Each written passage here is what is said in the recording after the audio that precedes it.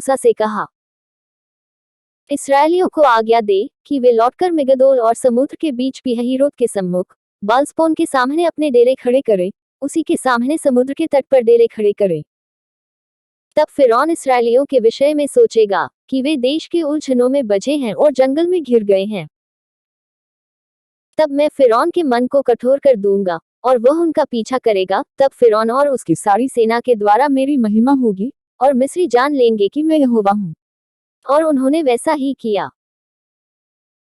जब मिस्र के राजा को यह समाचार मिला कि वे लोग भाग गए, तब फिरौन और उसके कर्मचारियों का मन उनके विरुद्ध पलट गया और वे कहने लगे, हमने यह क्या किया कि इसराइलियों को अपनी सेवकाई से छुटकारा देकर जाने दिया। तब उसने अपना रथ जुतवाया और अपनी सेना को संग लिया। उसने 600 अच्छे से अच्छे रथ वरन मिस्र के सब रथ लिए और उन सबों पर सरदार बैठाए। और यहोवा ने मिस्र के राजा फिरौन के मन को कठोर कर दिया। सो उसने इसराइलियों का पीछा किया, परंतु इजरायली तो बेखट के निकले चले जाते थे।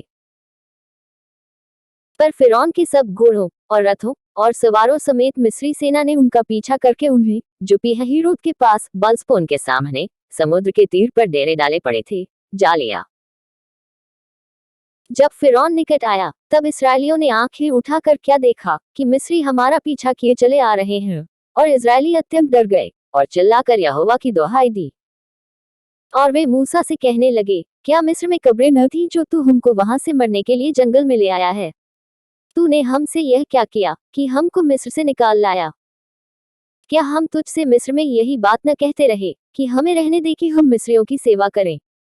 हमारे लिए जंगल में मरने से मिस्रियों की सेवा करनी अच्छी थी।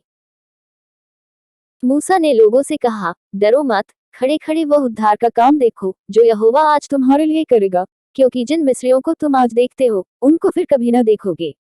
यहोवा आप ही तुम्हारे लिए लड़ेगा, इसलिए तुम चुपचाप रहो।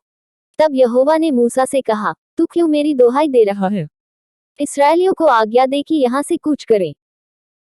और तू अपनी लाठी उठाकर अपना हाथ समुद्र के ऊपर बढ़ा और वह दो भाग हो जाएगा। तब इजरायली समुद्र के बीच होकर स्थल ही स्थल पर चले जाएंगे।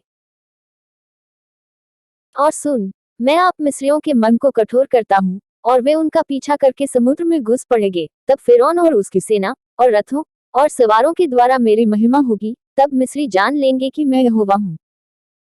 और जब फिरौन और उसके रथों और सवारों के द्वारा मेरी महिमा होगी, तब मिस्री जान लेंगे कि मैं यहोवा हूँ। तब परमेश्वर का दूत जो इजरायली सेना के आगे आगे चला करता था, जाकर उनके पीछे हो गया और बादल का खंभा उनके आगे से हटकर उनके पीछे जा ठहरा। इस प्रकार वह मिस्रियों की सेना और इस्राएलियों की सेना के बीच में आ गया। और बादल और अंधकार तो हुआ, तो अभी उससे रात को उन्हें प्रकाश मिलता रहा और वे रात भर एक दूसरे के पास न आए। और मूसा ने अपना हाथ समुद्र के ऊपर बढ़ाया और यहोवा ने रात भर प्रचंड पुरवाई चलाई और समुद्र को दो भाग करके जल ऐसा हटा दिया जिससे कि उसके बीच सूखी भूमि हो गई। तब इजरायली समुद्र के बीच स्थल ही स्थल पर होकर चले और जल उनकी दाहिनी और बाईं ओर दीवार का काम देता था।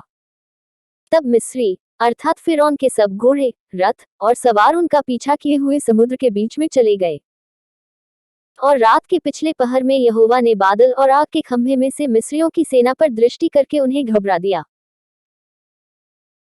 और उसने उनके रथों के पहियों को निकाल डाला, जिससे उनका चलना कठिन हो गया। तब मिस्री आपस में कहने लगे, आओ हम इस्राएलियों के सामने से भागे, क्योंकि यहोवा उनकी ओर से मिस्रियों के विरुद्ध युद्ध कर रहा है।